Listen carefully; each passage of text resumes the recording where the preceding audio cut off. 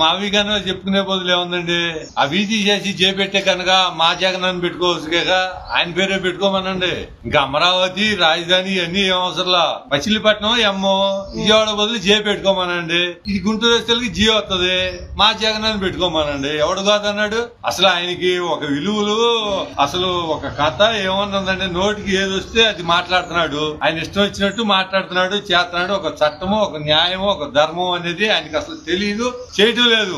మహిళల మీద ఎంత అరాచకం చేశాడంటే వాళ్ళని జుట్టు పట్టుకొని లాగాడా, డొక్కల్లో తన్నాడా, ఆ కాళ్ళు చేతులు పట్టుకొని బస్సుల్లో వేసాడా, ఎంత అరాచకం చేశాడంటే అవన్నీ చెప్పుకుంటానికి కూడా చాలా ఇబ్బంది అండి. రైతుల మీద కొన్ని వేల కేసులు పెట్టాడు. ఆయనకి చట్టం, ధర్మం, న్యాయం అనేది అసలు తెలియదు, చేత కాదు కూడా అండి. జగన్మోహన్ రెడ్డి మళ్ళీ నేను 2029 నేనే వస్తాను, భారతదేశ చరిత్రలో నాలాగా పరిపాలన చేసే వాళ్ళు లేరు, నన్నే కోరుకుంటున్నారు ప్రజలు అని అంటున్నాడు. ఆయన ఎందుకు కోరుకుంటున్నారు ప్రజలు? ఆయన చెప్తున్నాడు ప్రెస్ మీట్ లో. దేన్ని కోరుకోవడానికి? గవర్నమెంట్ ఆయన కూల్చడానికా? ప్రజావేదికను కూల్చారు ఎడిదిరిగి, అందరికి ఉపయోగపడేది బంగారులాగా ప్రజావేదికను కూల్చాడు. గవర్నమెంట్ ఇవన్నీ మొత్తం తాకట్లు పెట్టాడు. ఎక్కడన్నా గానీ ఏదైనా గానీ ఒక కంపెనీ వచ్చిందా? ఈయన చూసి కంపెనీలు మొత్తం పారిపోయినాయి కదండి. ఒక కంపెనీ నిలబడిందా? ఉండ కంపెనీలు మొత్తం పారిపోవడం తప్పితే వేరైనా ఉండయా? అమరావతిని విచ్ఛిన్నం చేశాడు. ఎవరైనా గానీ ఒక ముఖ్యమంత్రి పనిచేస్తే కనుక మళ్ళా వచ్చే ముఖ్యమంత్రి దాన్ని డెవలప్ చేస్తాడు. ఉదాహరణకు మీ నాన్నగారే హైదరాబాద్ కి outer ring road Chandrababu Naidu గారు చేస్తే కనుక మళ్ళీ దాన్ని డెవలప్ చేశారు రాజశేఖర రెడ్డి గారు. మీ తండ్రిని చూసుకోవడం నేర్చుకోవే బాబు. మీ తండ్రికి నీకు నక్కగా నాగలో కానుకున్నంత తేడా ఉంది.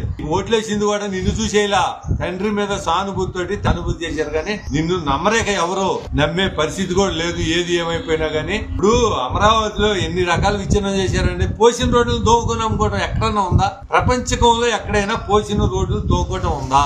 ఇనుము అమ్ముకోవటం ఉందా? పైపుల్ని కనుక ఖండం చేసి వెల్డింగ్లు చేసి అమ్ముకోవటం ఉందా? ఇన్ని రకాలుగా నాశనం చేసి వదిలి పెట్టాడు.